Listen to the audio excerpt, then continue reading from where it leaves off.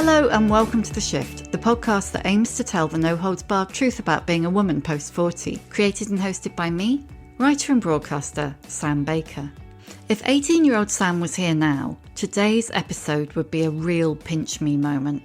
Back in the mid-80s, I was a student in Birmingham when I first stumbled upon the dark green spine that was the hallmark of a newish publisher called Virago. It started with one book in particular, The Edible Woman by Margaret Atwood. Reading that book changed my life, as I don't doubt many Virago books have done for many, many people over the years. Virago launched 50 years ago this month, and for much of that time, my guest, Lennie Goodings, was at the heart of things. Margaret Atwood had this lovely line which she said, I don't think of it as age, I think of it as a different stage.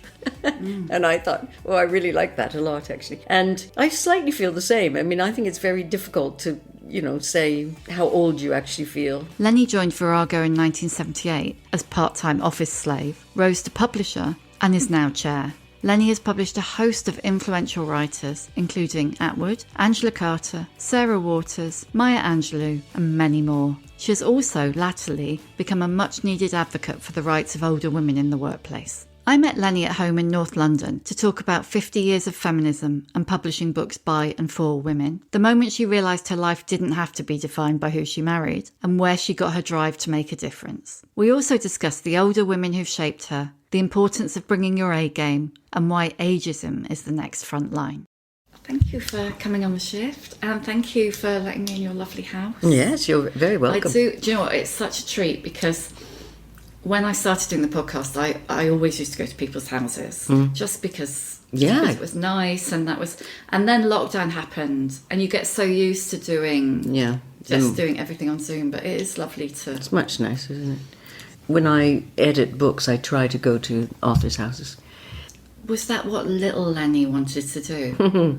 What did little Lennie want? I had no idea that there was a creative industry. I studied English at school. It was about the only thing I was good at. And I did English literature and film studies at university. I used to lie awake in bed at night thinking, what am I going to be? Because the environment I grew up in was a small town in Canada, sort of about the size of maybe Bristol or Brighton, something like that, but not funky like Brighton. Really small town. And everybody in my sort of area was either a professional, so doctor, lawyer, teacher, or they worked in a shoe store, or we had a big factory in our town too, and so a lot of people worked there, and for car factory. And so I thought, these are the opportunities. Either you go and work in a shop, or you're a teacher. I thought I could be a teacher. Yeah, same for me, yeah. But I had no concept that there was an industry. And then I worked in a bookshop, which is a really good thing, I think, to do if you're a publisher, actually, or a writer too.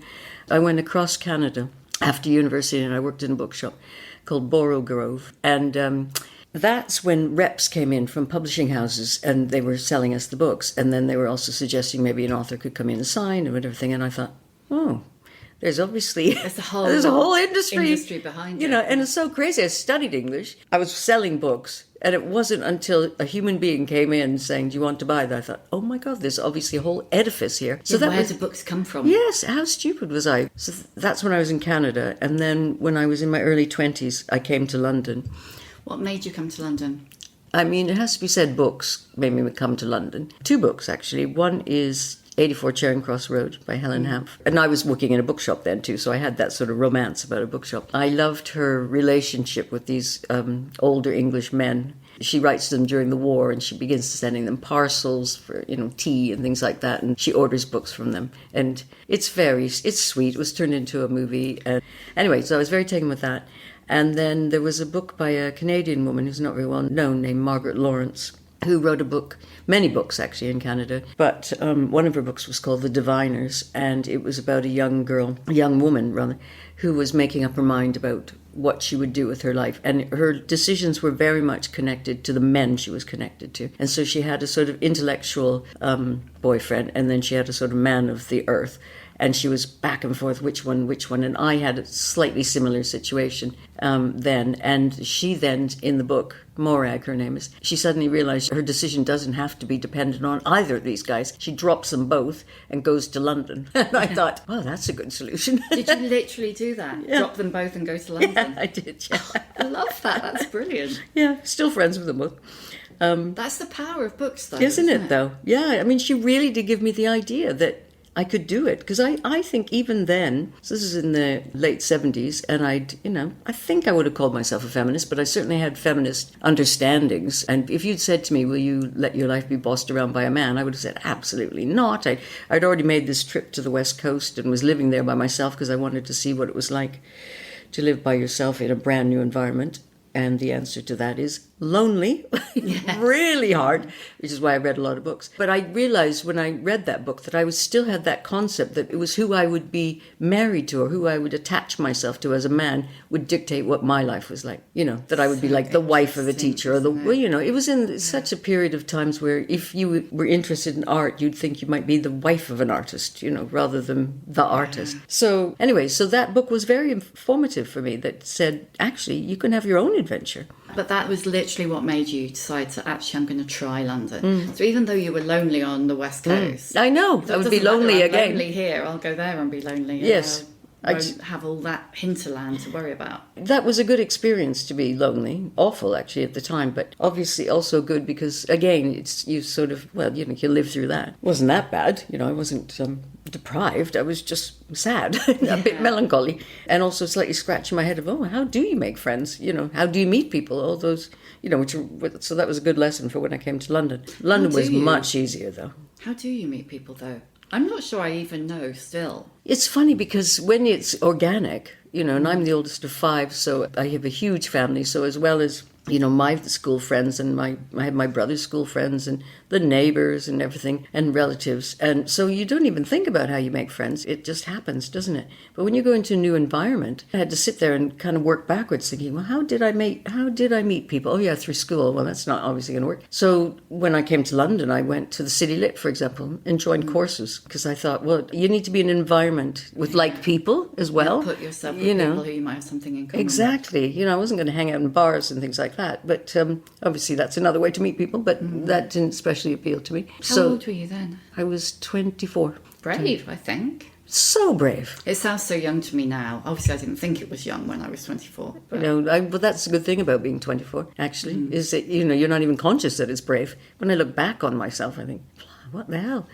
If somebody had said to me when I got on the airplane by myself, you will now not live in Canada again never say never, for the rest of your career, I would have got off that plane so fast. Yeah. Oh, God, yeah. My plan was to come to London for a year. The Canadians could get a temporary work visa because, unbeknownst to me, that was another thing I had to learn about myself. I was regarded by this country as colonial. So there was a form you filled in and it said, we understand that young people from the colonies will want to visit the mother country.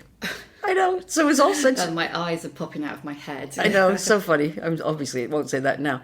But I thought, even then, oh my God, that's awful. But anyway, okay, that's fine. If that's the game I'm going to play, I'll be that. I'll be this young colonial. Yeah. So I got a temporary work visa. But my plan was to stay here for a year and do anything, try and find out about publishing, and then go back to Canada and get a proper job. So I knew I wanted to go into publishing, but not necessarily here. I just thought I would put my toe in the water here. We were talking about how brave that was. Are you more or less brave now, do you think?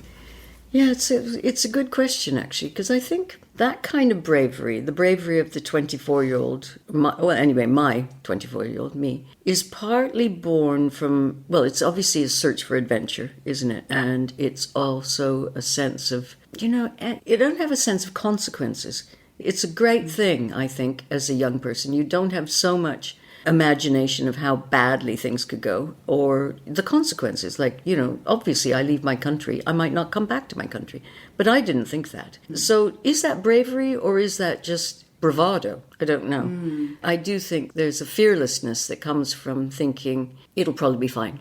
Do you know what I mean? Partly because I had experienced being lonely already on the west coast of Canada, so I wasn't so fearful. I thought I could probably manage. And I think the idea of the adventure was bigger to me than the fear. So am I that brave now? I think probably I understand consequences too much now, so I don't know. I'd like to think of myself as bold, but I've been in the same job forever, married to the same husband for a long time. So, you know, so I feel my life looks quite stable from the outside, but I don't feel myself to be timid. No, definitely not. I'm trying to remember who I was talking to. Somebody I have interviewed has said to me that they've been described as fearless and they don't think they're fearless. They know the fears and they have the fear, but they might do it anyway, but they know what they're doing. And I think that there might be in there somewhere a definition of bravery. Yeah, I agree, actually. About understanding the risk. Yes. When I edited Shirley Williams, who's Vera Britton's mother, she called herself fearless. And I said, are you fearless or are you brave? You know, because I think you're brave. I think Shirley Williams was brave. She was incredible. She was very unafraid of speaking out. And she was a politician as a very young woman. And she made a real distinction between fearless and bravery, because she just said, I just don't understand the consequences. I don't think of the consequences. You know, so I'm not brave. I'm just oblivious, you know, kind of. I thought, I still call that brave myself, actually, because, you know. Was she really oblivious? Well, she was quite thick-skinned. She got it in the neck for a lot of things, but it, you know, didn't deter her. So, you know, that's bravery. I think that's bravery. I mean, she was an incredible person, wasn't she? And it's one of those people that kind of sad that you'll never have the chance to meet, but you must have met so many women like that. I did. You know, I wish I'd kept a diary when I first came into Virago too. I wish I had.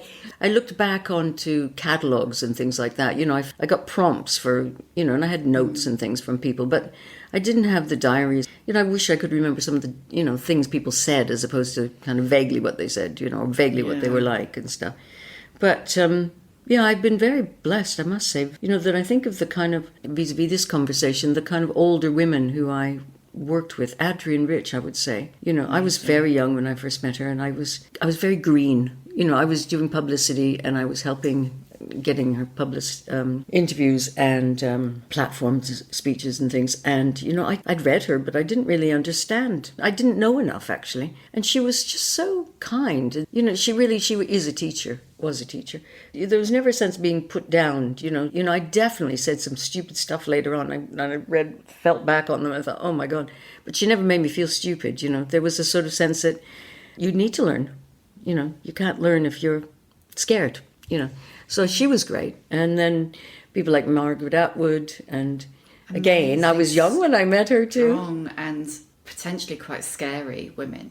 She has a reputation of being scary. You're completely right. And if you read any interviews with her, the journalist almost always says before, I approached her with trepidation. And, you know, why she's frightening to people is that she's so smart. I mean, she probably is one of the most clever people I know, actually, I've ever come across, because her range, you know, she can talk about dinosaurs or climate change or great novels or bad novels and poetry. You know, her range is quite phenomenal. But I think the thing that she frightens people on is because partly that knowledge, but actually she kind of expects you to be on your point as much as she is. Game or don't come. Yeah, that's right. And so she's one of the few authors. For example, I would find out exactly how many copies we'd sold, where they'd been sold, you know, because that was my side of the bargain, you know, of our relationship. I was the professional, you know, publisher. And so she would expect me, you know, if she said, well, how many did you print? She would expect me to have the answer. So once you know that about her, she's not frightening, and she's very kind. She's very kind and very, very generous. Hugely supportive of other writers and young people too, definitely, and older people too. So she's good. But Maya Angelou had a version of that too. Maya Angelou used to have this thing saying, when I come, I bring my all. And then the ... there was, and I expect you to do the same.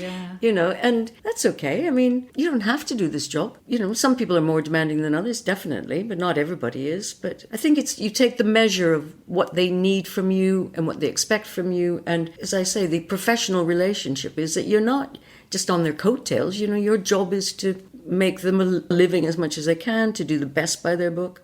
You know, I take that responsibility really seriously, so I'm okay if people, you know, ask a lot back. Yes. As long as they give as well. Yeah. You know, why should they write great books and expect the world just to happen? No, you don't. You have to publish well. That's an incredible, I mean, just those 4 women that you've named there, off the top of your head, just like incredible people to have worked with. I know, I feel very lucky. But also my colleagues too. There are a lot of really intelligent, passionate, Creative people. I think that's probably what I discovered when I finally worked out there was a creative industry, actually, is just what a fascinating group of people inhabit it. Probably like everywhere, there's some silly people too, but, or people who just don't get it. But on the whole, people who are giving their lives to words, to try and make beautiful sentences or powerful sentences, good stories, reach people.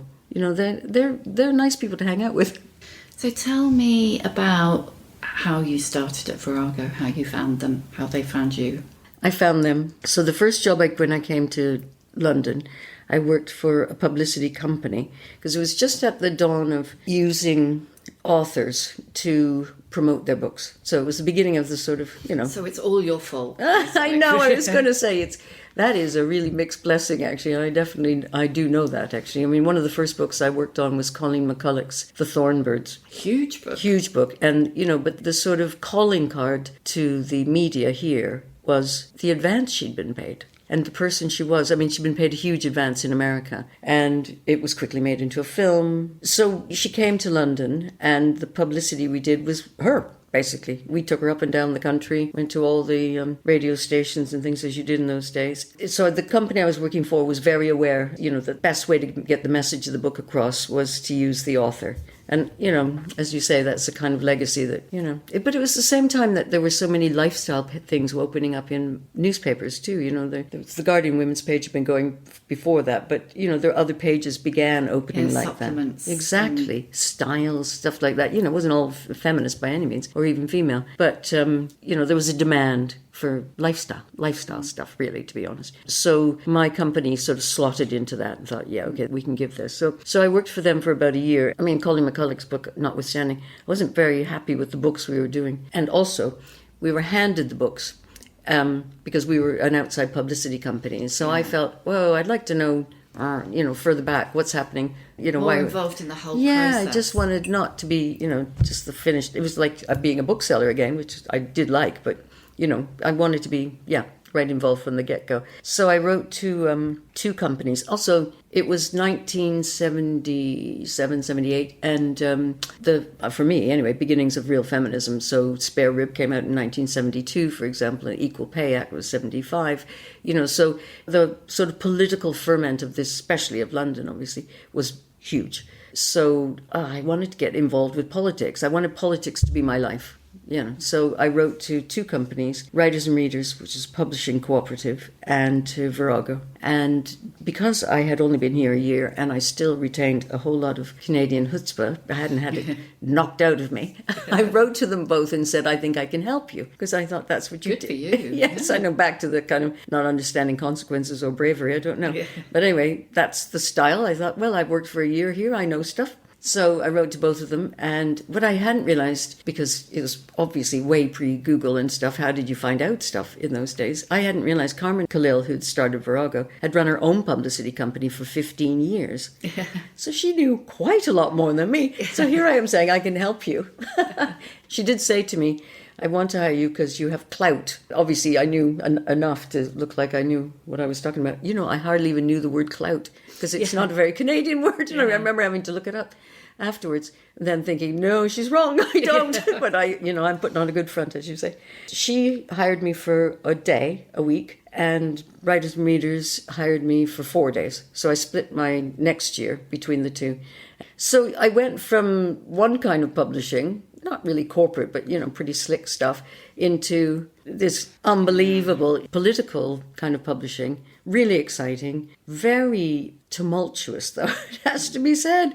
Oh my God, they run on emotion, they run on passion, and they run on adrenaline. They're great, but they're very hard on the body. They're hard on the relationships. They give an awful lot as well. I wouldn't change it for 1 second, actually. I'm really glad I had all of that. It's a good experience to have had, but it's very like startup culture now. It kind of just comes from that. It's immensely draining. I think it's the toughest thing that anyone will ever do. I think that's right. But also, it's the best thing you'll ever do. The flip side is exactly that, isn't it?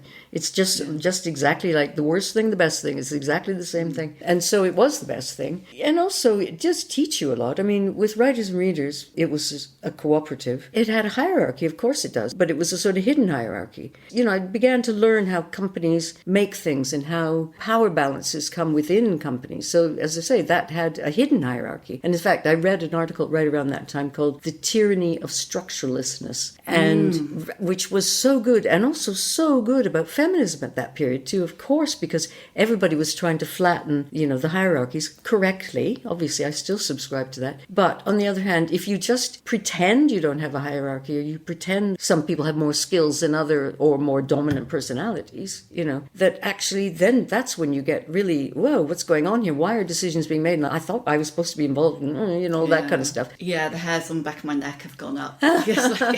And, it was also the time, you'll remember this, I mean, I know you're younger, but even still, you'll know the whole idea of the sort of tall poppy and the queen bee, so, what was happening, of course, partly because of these lifestyle magazines and things like that, and Guardian Women and feminism, the papers wanted to talk to feminists. So some feminists become very famous, of course, but that was kind of very contrary to the ethos, which is you're not supposed to be famous. You're supposed to be part of the sisterhood, and the sisterhood is flatlined, So working for those two companies, because then Virago was a hierarchy. It wasn't a cooperative, was it? It was not a cooperative, but it understood, this is where I mean about understanding skills. It understood that people had skills, and that actually to run a company, first of all, it had a different goal, and the goal was to bring feminism to the masses, for sure, but it was also to make enough money so you could do that.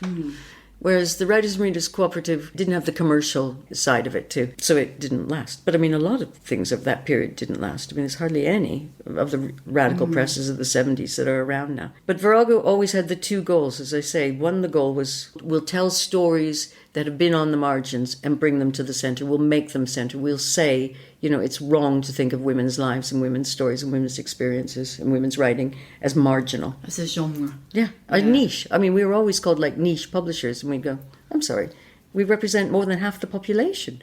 It's not niche. Come on over and see. We want to be mainstream. That wasn't always popular in all the feminism of the time either. Mainstream was thought to be sold out. I think that's still the case if women and men are running a business, and I'm sure that there are some people listening who will go, you're actually talking about the pool, and I think to a certain extent I am. The expectations are different. You're not allowed to want to make a successful business. If you're a woman, you have to be doing it for altruistic reasons. Interesting, almost. yeah. And you can be doing it for both. Virago, Carmen, had the goal, which was to make a profitable business. So it was a game which flew very much in the face. I mean, one of the last things she said before she died, she gave a speech, and she said, I can't tell you how, I'm not quoting her exactly, but how unpopular it was to be, again, it's the queen bee, how unpopular it was to sort of set your goal is that you're going to show the world that women running a company can make a business of it, can make a go of it, that women's literature could be validated commercially. Not everybody had that goal in feminism at all, actually. And it's still a very left-wing thing, isn't it? That profit and cash and commerce and everything, they dirty the waters. I mean, of course they dirty the waters. First of all, there's no such thing as clean money, is there, really? No. But also, by thinking that you're going to live just, on your adrenaline, on your spirits, on your altruism, then why aren't people getting paid properly? Authors should be paid properly, staff should be paid properly, and they can only be paid properly if you make a profit. And the other thing is, if you don't make a profit, first of all, you've let down everybody, all your authors, they have to go find somebody else. I mean, when Virago did have problems, some of the articles would say feminism is dead. You know what I mean? Yeah, you're just because Virago, exactly. Whole thing. That's right. So, you're carrying that kind of thing. But that the weight happens to women as well, doesn't it? It's like, if a man fails, he fails, move on. If a woman fails, all women have failed. That's right. It was we still have that, I think, actually. But that was definitely true with Virago. Virago has been seen as a sort of lightning rod or lodestar, whatever, and obviously that's fabulous. But as soon as you falter, then it's, catfighting, women scratching each other's eyes out. It's not a boardroom. The cat fight. That's right. And it's very pure, and it gets quite sexual somehow, doesn't it? Instead of a boardroom bust-up, which is a normal thing, frankly. But what do you think you learned most from Carmen? I would say to keep a big goal, to keep the goal high, standards high, definitely. She had very, very high standards. She was very exacting, which of course is exhausting if you don't get it right. But, devil is in the details. She would be that kind of person. She was very careful, very organized. So I think I got all of that from her. Definitely. Also, it's funny because a lot of Carmen's legacies, especially for people who worked with her, they remember how hard she was. She also had an amazing knowledge and love of literature and a real joie de vivre. And I would say those things really came through too. I wanted to do well. I didn't mind the exacting quality. I did find it shocking to begin with, really shocking. It kept me awake at night, and I wasn't used to that level of demand, I suppose. But once I understood it, and once I think I've got it now too, and probably drive other people mad myself, so there you go. But I think things should be done well. And I think, again, see, one of the interesting things Carmen used to always say, aside from the need to make a profit and bring feminism to the mainstream, was that she said, we are in the service of the authors, which is so interesting. I don't think publishers think like that at all now, actually. I think there's a sort of, no, I definitely think there's a sense that you're bloody lucky to be published by us. And it's not right, actually. That book rests on the shoulders of that one person. And, Carmen was very, very clear about that that was the gift you gave us. I mean, obviously we paid for it and all that kind of stuff, but, that our responsibility was, to take care of your work.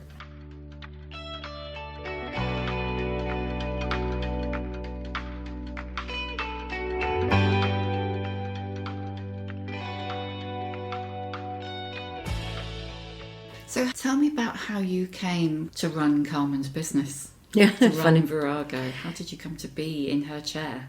Well, it was over a long period of time. She left in the early 80s, but she stayed our chair. And I was doing publicity and marketing for quite a long time, which I think is very important, actually. I feel like, I've done book selling, marketing, production is what I did it when I was at Writers and Readers. I think I've done all the jobs in publishing, and I think it's good. It's good to have a broad range of things, definitely, to understand how the whole thing is put together. So anyway, after she left, I was doing marketing and publicity still, and then we did a management. We did a lot of stuff at Virago. We've had 7 different owners. And But you're still there. Yeah, and we're still here. And in the early 90s, I became publisher. And I leapt from doing publicity. Harriet Spicer was the managing director then, and she said, do you want to become the publisher? And oh my God, do I? Yes. And so I hadn't really got editorial background. I hadn't come up the way of, crawling over manuscripts and doing copy editing. Even now, my grammar, I would say, is not my greatest strength. I love you for that. Good. Well, I totally rely on a copy editor coming afterwards for me, to be able to make sure everything does hang together properly. But I think I had been, well, obviously I was a big reader. I think I was a critical reader. And so I think I was able to make that leap to editing. What I could do even probably pretty early on, but certainly now, is structural editing. Do we understand this book? Has it got a foundation? Do we, do we need these characters? Those kinds of things. I learned on the job, but I think I also knew from doing my marketing and publicity how you publish a book. What kind of jacket you put on it, what kind of title you put on it. And then the other thing I think I learned is, because I had been on the road so much, with the amazing women writers like Maya Angelou, Margaret Atwood, Adrienne Rich, when you do publicity, you're very much up against that moment when the book hits the audience, the readers. So I'd seen thousands of events, listened to conversations. So I feel like I could understand a lot about where a writer's coming from doing that, I think. And so one of the things I feel very strongly about, and I had that from the beginning, is trusting the writer. Your job as the editor is not to write the book. Your job as the editor is to pull the best book out of the person. And to do that, you have to first work out what they're trying to do. I mean, I know it sounds bleeding obvious, but actually it's not. It's not obvious. And sometimes I've often said to an author when I read their first manuscript, well, tell me what you think this book's about. What they say and what's on the page is not the same thing. So Guilty as charged. Well, it's easy to do because so much of it's in your head, isn't it? You forget what wasn't on the page, but also how you're presenting it and things too. So I think my way of going about it is trusting the author first. I mean, obviously I'm getting an author who I can trust to start off with. I'm not taking on somebody who doesn't know how to write. But I might take on somebody, who's got an idea but hasn't quite formed it yet. So part of the conversation for nonfiction would be like, well, what is this idea? Let's really, keep pushing till we actually know what the idea is. Is that your main strength, do you think? Do you think that that's the thing that you're really good at? I don't run Virago now. Now I'm a chair and I work part-time and I, work with my authors. I think it's valuing the author's creativity, integrity, trying to get the best out of that. Would that be a strength? I guess it's a strength. I think I'm a good reader. I will read some novels that I'm editing 5 times, easily. So I have great endurance. I have real stamina. Actually, some of my authors say, oh my God, stop it. Please, can I just, stop? And I say, well, we'll just do a little bit more. Just one more. Exactly. So, yeah, I don't give up. I suppose that's the other thing. I think it's back to, high standards. I want that book to be the best it can possibly be. I would say those are my strengths, yes. Did you want to change the world? You use the phrase change the world and you talk about it in your book, Bite to the Apple. Was that something that you were like, you set out to do? I possibly wouldn't have been able to say that at 24, no. Definitely not. Definitely not. Whereas Carmen and some feminists of that period, and even now today, would be at that age, yes, they would definitely say, I'm here to change the world. I don't think I had that confidence. I don't think I had the... I don't think I knew enough, actually. But falling in with both Writers and Readers and Virago, yes, I would definitely say then I could see you can change the world. And also the world needs changing, The confluence, I suppose, of the feminism rising at that stage. The way I was living in a communal house. So again, the ideas of collective households, how you live, how you arrange your life. And then Virago and Writers and Readers. It was all pointing, and feminism was all pointing to change, the world could be changed. And also the thing that I do realize, even though I do think the world has changed a lot, it hasn't changed as much as we thought back then. But also I think we thought we could change it faster. I really do think we thought you just needed to show people, what was wrong with it, and it would change. And they'd see you were right. Yes, it's right. And, it's so not true, and it slides. Oh my God. Feminism, so you have to hold the... faith, keep the faith, definitely, and I do, but you do also despair about the backslidings, isn't it? I think that's the thing, isn't it? You think when you're young, or certainly I thought that it would be like an uphill trajectory. Yes, be linear. And the backsliding. So, I was editing magazines at the time of Ladettes and the Lads Mags. Oh God, yeah. Was literally I know, bad word. Dirty word. I remember doing a survey on Cosmo where it was very short, literally asked 5 questions of the readers, and they were things like, do you think women should earn the same as men, blah, blah, blah. And then the last question is, are you a feminist? And all of the answers to the first 4 questions were like between 97 and 99.9%, yes. Are you a feminist? 63 or something. I know. And I really struggled with that, but you, being in Virago at that point, that must have been really difficult to see. It was very hard. The 90s were hard from that point of view. That's a bit casual, isn't it? A whole decade, but that period of the ladettes, as you say, and the kind of, and also the rise of the lad magazines. Horrible actually. And the idea that you're absolutely right. It would be, I'm not a feminist, but I think women should have, should not be fearful of violence. They should have education. Equal education, and they should be paid equal wages for equal jobs. But I'm not a feminist. And even now, I think, there's still this sort of sense, isn't there, that feminism means anti-men. It's a very interesting thing, and I'm doing a lot of promotion of older people at work right now. I've started with some other people something called Age-Wise, but I'm just going to give it as an example of this. The same sort of thing is that there's always a sense that if you promote one thing, you're obviously doing down the other thing. Zero-sum game. Yeah. So you promote the idea that an older workforce is good for, in publishing, I'll just talk about publishing, it's good for the readers because it reflects the readers. So you promote that idea, but it can very quickly become, oh, right, you think you're more important than young people and you've had a good life all your life, And the same thing around feminism, isn't it? I've always thought with feminism that it would change the world. It is the most important revolution that's ever happened in any time, in my view. Maybe you could say the Industrial Revolution, but, I do think it has changed the world, undoubtedly. But I always thought it would change change everyone, that it was going to be good for men and women. Of course it is, because what feminism right from the beginning said is we've got to get people out of these boxes. Men behave this way, women behave this way. We're all going to be liberated. It was actually Eva Figes who said it in the 60s, I think. She did a book called Patriarchal Attitudes. And she said, men don't really understand patriarchy, but it's really terrible for them as well as for women. That's back in the 60s. And that's what I believe that, actually. Yeah. I think patriarchy poisons all of us, actually. But there still is an idea, as I say, that if you're trying to lift the game for women, if you're lifting the game for one, then you're obviously depressing the other. You know what I mean? Yeah. And that's what's depressing. And so in the 90s, that definitely was wasn't it? Young women didn't say they were feminists either. Or maybe they thought being a ladette was a feminist. I don't know quite how that went. But, I remember it was 2010, actually, and we published Natasha Walter's book, Living Dolls, Return of Sexism. Yes. And I remember I took her manuscript to the acquisition meeting, and we'd published Natasha before, and we were loyal to our authors. And so there was definitely a feeling that we would publish Natasha Walter's next book. But nobody was buying polemic. But everybody said, well, of course you must publish her. So I managed to sort of squeeze out a smallish advance. And we thought, well, we'll just go out into the world and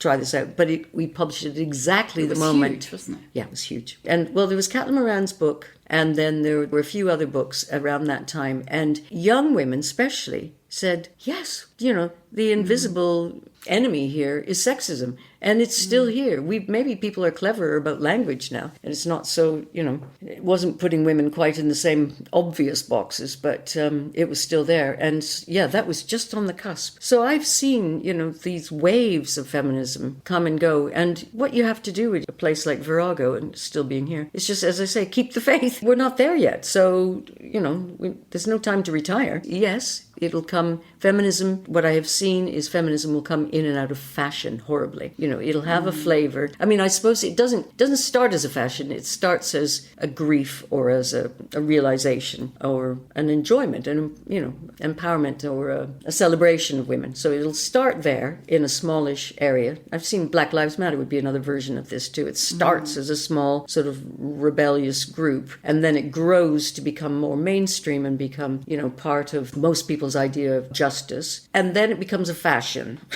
And then it gets T-shirts, and then it goes out of fashion because it's become a fashion, And also then people think, oh, we solved that because, obviously people are wearing T-shirts saying this is what a feminist looks like. So it ebbs again. And I wish we wouldn't call feminism or black liberation too, minority, ethnic, etc., liberation waves, because it almost implies that we know that they're going to go, Yeah, it's going to in and out. Come in, crash. Yeah. Be gone. Yeah, and it does feel like in society in general, actually, there's a lot of box ticking. That's right. There's a lot of, we've done that. We've ticked that I box. know. We've done ageism. Oh, class this year. Yeah. And yes, that applies to publishing, but also applies to... Yeah. Diversity departments in... But I don't despair it, because I think you move forward in each of those things. So, yes, I quite agree with you, things like unconscious bias and stuff. Everybody, jumped on that, and we all thought that was going to really be a good thing. And obviously it hasn't been the gift to everybody. It hasn't changed the world enough. But it's changed the world a little bit, And the idea that, for example, girls should be educated, women should be paid the same as men, that black and Asian and transgender people should not be mistreated. That enters the world. I do think when I first came into sort of consciousness, actually, women were really regarded as second-class citizens. Well, like you said, when you were talking about your 20s, yes, something self, you still thought your life was going to be massively influenced by who you chose. I would be. Which of those two men? Exactly. I'd be attached to somebody, and that would define me. That's exactly right. And I do think that has changed. I guess, just what one feels frustrated by is that things don't move along fast as you want, but they do change. Society does definitely change, even with these ebbs and flows. When the tide goes back, there's still quite a lot there. And that's true. It doesn't all get washed away. No, it doesn't. And it'll get picked up by the next generation. So to be honest, one of the things I feel really despairing about is how indignant people are and how people want to fight and all on the same side as well. I mean, we're fighting the wrong things. We should be fighting each other. We should be fighting racism and patriarchy instead. We're policing each other. I don't like that. But I don't want to spend energy on feeling indignant and fighting. I think that is too draining. Well, that is the point, isn't it? The point is to drain your energy so you don't have the energy to worry about the things that you should be worrying about. Yeah, but that would be as if somebody up there on the right or whatever had the big plan. I don't know. I think the left is quite capable of sabotaging itself, Yes. But it does come from a feeling of not being powerful, of course. It's a powerlessness. So when you're, feel that you don't have the power you want, then you look around your own, nest, basically, and try and make people behave like the way you want them to behave. But that's, first of all, it's a waste of time. But secondly, it's missing the point, It's the vulture out there we need not, to take care of, not our little nest, You touched just now on your ageism work at work. I mean, you're in your 60s now with a massive career behind you, but not finished. Have you felt that much vaunted invisibility that many women in their 50s and 60s talk about? I'm actually 70 now. Are you? Mm-hmm. Recently? Just, yes. Happy birthday. Thank you. What I noticed at work when I was in my early 60s is that people were coming to me, men and women, because even then I was one of the few older people. And people, when they turn 50, it's so arbitrary, isn't it, these decades? But anyway, 50, you hit 50 and you look around and you think, wait a minute, how much longer have I got? And where are the people who are like me? There are more younger people than me, than older. And yes, I think there was a sort of sense that the expectation is you won't stay. The expectation is that you'll soon peter out into the sunset. But the thing is, the Mandatory Employment Act law just changed in 2011. So up till 2011, you did peter out at 65 or 60. You had to leave, didn't you? So it's recent. That's only 2011. So when we started talking at work about, what happens beyond 65, yet again, it's like being early feminist, yet again. In fact, I liken it to that because I want people to see it as a sort of sociological thing rather than, don't forget me, and I'm great and I know stuff. I want them to see the world has shifted. So the last time that the sort of work world shifted so hugely was in the 70s when more than 50% of women entered the workforce and changed the workforce, obviously, dramatically, didn't it? And we're at another shift right now, actually, since 2011. So if you want to go on working after 65, you can. So what we were trying to bring is consciousness to the company, saying, well, what's your plan? And are you still training people? We'd say to the bosses, how many people have you trained who are over 45? And of course, it would be zero almost. Well, the idea of promoting someone of that age. I know. Yeah. So, I think it's shifting. I mean, what I would say at our place is I think what we've done, not just obviously age-wise, but also,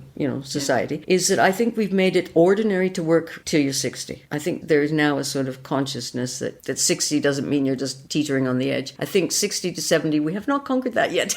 I still think there is where you get your ageism. I mean, even women over 50, anybody over 50 leaving the workforce and trying to get back in finds it difficult because there is an ageism and there's an expectation that, in the 70s, when you were applying for a job as a woman, you could still be asked, are you married? And are you planning to have children? Yeah, you could still be asked that at the end of the 80s. When you hear that, you realise that wasn't that long ago. We have changed. The world has changed. So you wouldn't dare ask a woman that now. You would hope. You would hope, that's right. I mean, you may think it. But, but I think that's the kind of work one's got to do still around ageism, actually, is that there's an expectation that you're off. Yeah. You're losing your relevance as well. That's right. So, but it's a balancing. That's what I'm trying to say too, is that, I'm not saying that older people should be there instead of younger people. What I'm saying in the publishing industry is we need to represent our readers. Yeah. Which is what we're saying about equality, diversity. We're saying we need a different colored workforce because that's who our readerships are. And so I'm just extending that, saying that age should be part of diversity. Part of that conversation. Before I ask you the questions I always ask at the end, just in terms of Virago, how does it feel to have been and still be part of something so significant, in my view, so significant? Yeah, I know. I'm so lucky. In fact, I was having a conversation yesterday about luck, and we were saying, God, it's such a female thing to say, it was luck. But I do think you make your luck. Of course you do. But luck also plays. You can't, I have definitely been in the right place at the right time. And some of the times I've been the right person at the right place at the right time. And I've worked hard. So, I'm not going to say, luck just landed in my lap. at all, actually. But I was very lucky, to hit Virago just at the time I did, actually. It was still early. We were still counting the stamps, for God's sake. It was an exciting time for feminism, also a precarious time for our company. I've lived through that entire time. I do have the great luck, I will say luck here, of working for a company where you meet people. They say things like, Virago changed my life. Absolutely. I would absolutely say that. I mean, when I walked through the door and I saw the whole wall of Virago dark green spines, I mean, I don't know whether I audibly squealed. I did, yeah? I did audibly squeal. I mean, I certainly internally squealed because that's how important it is. Yeah. I can use all the words, which I will. It's a great privilege to work for something that means so much to so many people. I didn't know I was brave. I didn't know I wanted to change the world when I was young, but I did know that I wanted to be involved with something with meaning. I definitely always knew. I have an engineer father and my mother's a nurse. And I think they both, it's a contributing, I can go back to the kind of jobs they did. They changed the world. They changed people's lives with their work. And I think that legacy is in me too, that, you should contribute. So yeah, I very much want to do that. And I'm glad it's worked out. Right. Questions I always ask at the end. What is your emotional age? I was just reading an interview with Joyce Carol Oates and Margaret Atwood. And Joyce Carol Oates was bemoaning getting older. And Margaret Atwood had this lovely line which she said, I don't think of it as age, I think of it as a different stage. And I thought, I really like that a lot, actually. And I slightly feel the same. I mean, I think it's very difficult to, say how old you actually feel. If you pin me down, I would probably say in my 40s or something like that, because I feel quite energetic, but I also don't feel that kind of terrible, disorientation you also feel in your 20s, without, that you don't know quite where your feet are standing on which ground, etc. So, yeah, I would have the stability and energy of the 40s, I guess. I mean, this feels like a particularly mean question to ask you given your career, but is it possible for you to give us a book recommendation? It could be something very recent or it could be something that's been significant to you at some point in your life. I'm going to go to Hilary Mantel's memorial, and so I've been thinking a lot about her. And our Sarah Waters, who I published, in fact, is reading at the ceremony, which is very... Just tell her to get on with the next book, please. She is getting on with the next book. Anyway, so I feel very connected to Hilary Mantel, and Hilary Mantel has done a lot of introductions to us at Virago. She is I want to talk about her in the present tense.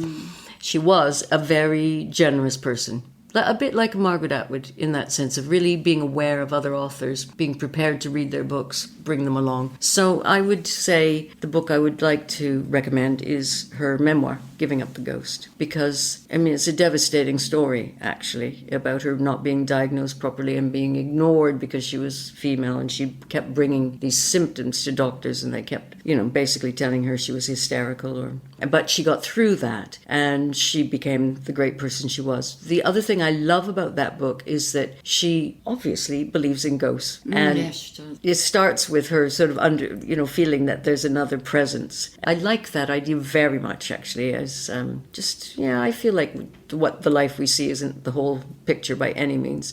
And I also think in some way she's talking about the subconscious too, which of course produces the books. So that one works for me on many fronts. What advice would you give younger women? I would say take yourself seriously. Take yourself seriously. Don't sell yourself short. Think about who you are and take yourself seriously.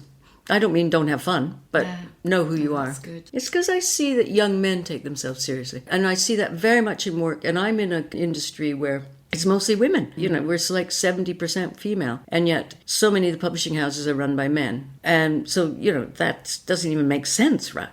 Represent who's actually working in publishing. And so I think good on them, men. That's not me putting men down. Good on them. They take themselves seriously. They, set their cap and they think, I can do that. And that's what I want women to have that same feeling too. We've probably covered this one a bit already, but who is an older woman who has inspired you or does inspire you? I'm extremely lucky by the number of older women who have inspired me. But I think I've been thinking a lot about Carmen Khalil, who died last autumn. In fact, I just went to her house and a green plaque was unveiled, put on her house, founder of Virago. And you have to be dead for 20 years to get a blue plaque because they have I to. didn't know that. Yes, that's right. But one of her executors, Frances Stoner Saunders, decided I will just do it now. So she's put up a green plaque on the house, and I've just been to see that. So I would say yes, especially in the context of this conversation, which is about books and about taking yourself seriously, about trying to change the world, about not being afraid to speak out. I would say Carmen Khalil. What's your superpower? I find this question really hard. I'm hoping that my superpower is listening. I hope I'm a good listener. I think that's key. Well, obviously it's key in terms of being a good person in the world, frankly, but also I think it's key to being a mother, and I'm the mother of 2 kids. And I think it's key to being an editor. So I don't really know, but I would aspire to have that. Yes, brilliant. And last one, and I feel slightly rude asking you this, it's just terrible. How many fucks do you give? Yeah, I don't even know how to answer that question. I think I do care a lot. I don't think I am a person who says I don't care what people think or whatever. I hope I care less about what people think than I used to. But yeah, I think I'm kind of quite alive to seeing how the world works and being in the world. And so I don't think I'm casual about that. So probably not very many. Thank you. It's been such a privilege to talk to you. Oh, very nice. Very nice. Thank you.